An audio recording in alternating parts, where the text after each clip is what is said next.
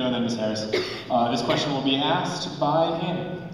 We have 88 residential neighborhoods in the city. Some are doing very well, others are not. How will you convince private businesses to expand past Bakery Square and deeper into East Liberty and other struggling communities?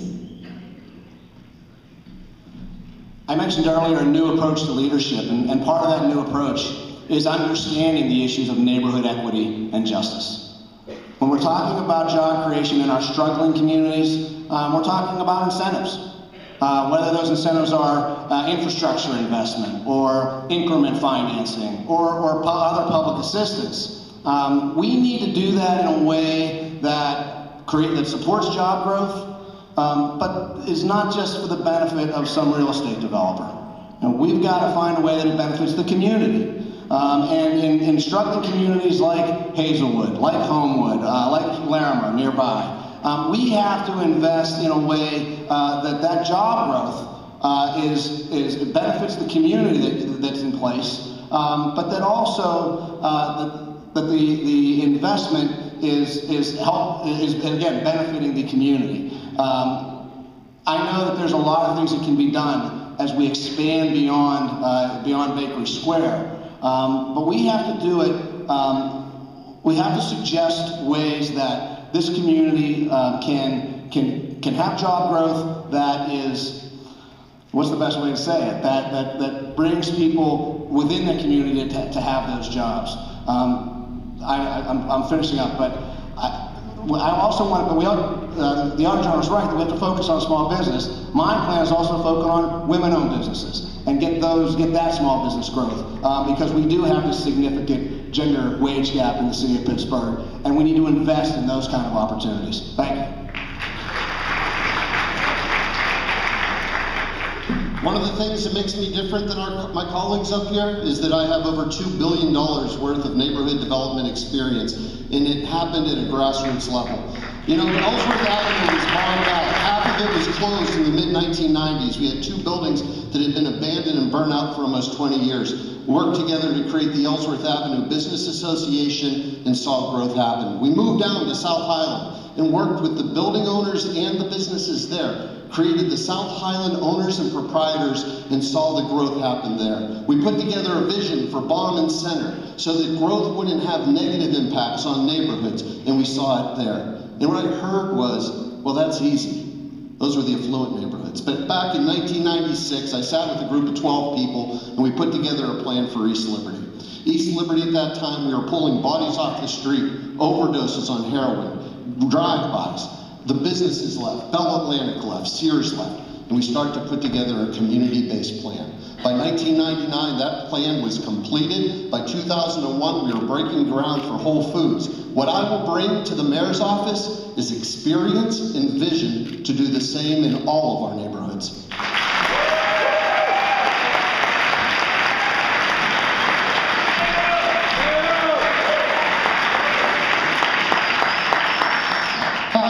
I started on the North Side, and we started North Side Leadership Conference, which also was a development corporation.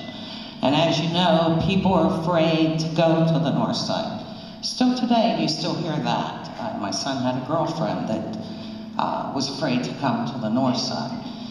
What we have done so far is now we have the North Shore, which is a separate neighborhood, and we are developing East Ohio Street that went so low. But we're doing it through the community. Nobody does this alone. No one person, no mayor. You need the community behind you to be able to make that community grow. And you work with those communities to develop those neighborhoods, one building at a time.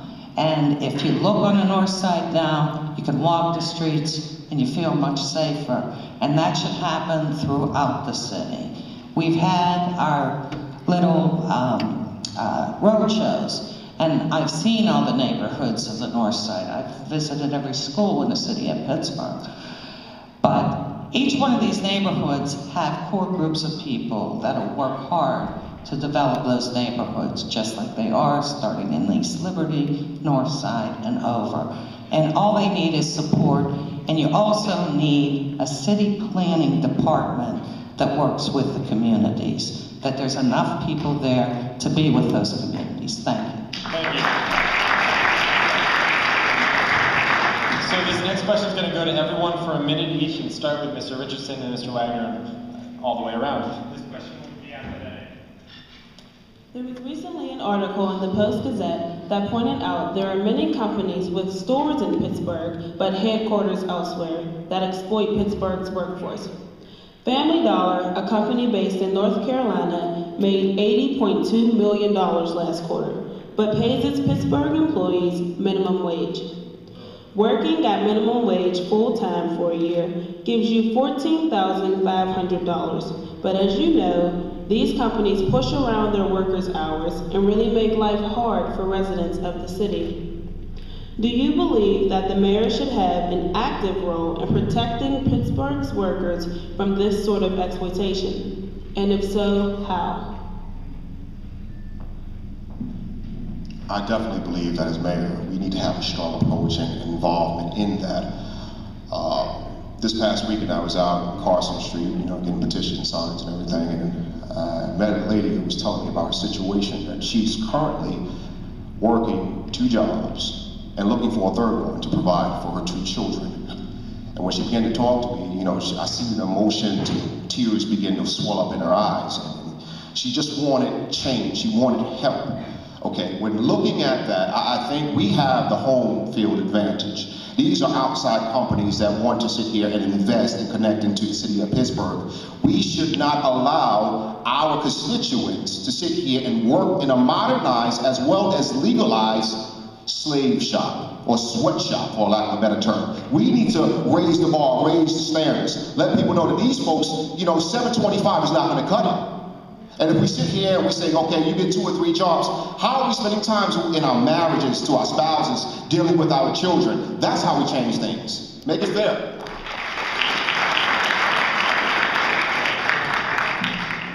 President Obama, in his State of the Union address, talked about increasing the minimum wage. I think that's a good idea. And incidentally, 5 years ago, when Senator Obama was running for president, I was the second statewide elected official, second to Bob Casey, Senator Bob Casey, to support President Obama for the presidency in the primary election. I did that because I'm a veteran and getting out of the wars of Iraq and Afghanistan, which he has kept that promise, incidentally. The mayor has to simply be a strong advocate for a fair wage. And where and how the mayor can lobby, both at the state level and the federal level, which I have done extensively. And I will make a commitment to do in Harrisburg and in Washington, something that really hasn't been done in recent years, to enhance the working conditions and the pay of all people in our region.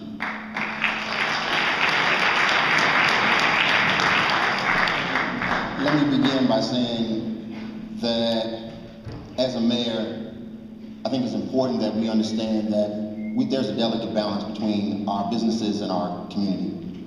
And the real conversation isn't about the minimum wage. It's about the retraining of the skills of our workforce and our human capital, developing our human capital so that they are able to compete and provide for a quality of life for their families. And as a mayor, we can do that from our leadership position. We can do that from the culture that we set as it relates to how we go about the operations of the city. We can also do that by connecting communities, especially those that are from underserved communities, underutilized folk, connecting them to the jobs that we know are going to be available.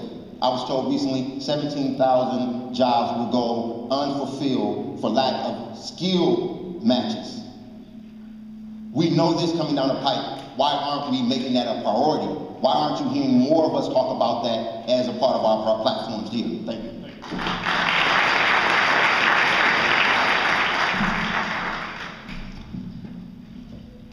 We have to start at the school level with our students. And also at the council level, we started with a living wage, to bring a living wage forward. with the unions and with other community organizations. We have worked for this. Another thing that has been worked on is, you speak of slavery, is some of these companies that come in here, they're using people that are not United States citizens. They're bringing them in and using them as slaves. We passed a piece of legislation. Don't know if it's all being put into effect right now, but that was another piece of legislation that I put forward to make sure that we're not making slaves out of people that are coming here from overseas, to make sure that our children are getting the best education and be trained, and to make sure that we, again, are working with the community and those around us to have a living wage. Thank you.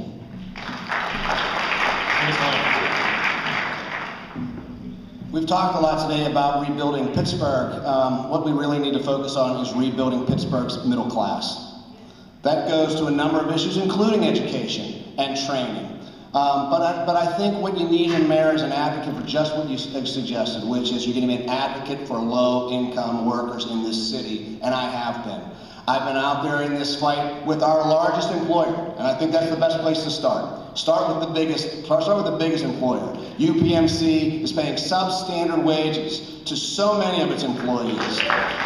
We need to fight that fight, and I've been out there with those workers. I've been at organizing meetings with those workers, because we know that if we can raise all boats at UPMC, we can do a great deal for the rest of the employers in this city, including the Rivers Casino and some of these other establishments that are paying substandard wages.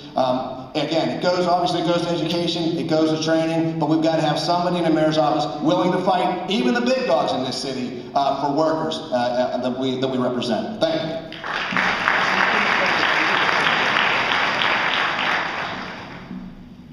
My story is the story of Pittsburgh. I'm the grandson of immigrants. My grandfather Sam came over from Italy with a second-grade education. My grandma had none. She never went into a school. He spent 40 years of his life working in a mill in Carnegie called Columbia Steel. My grandfather Guy died at J&L Southside at the age of 50.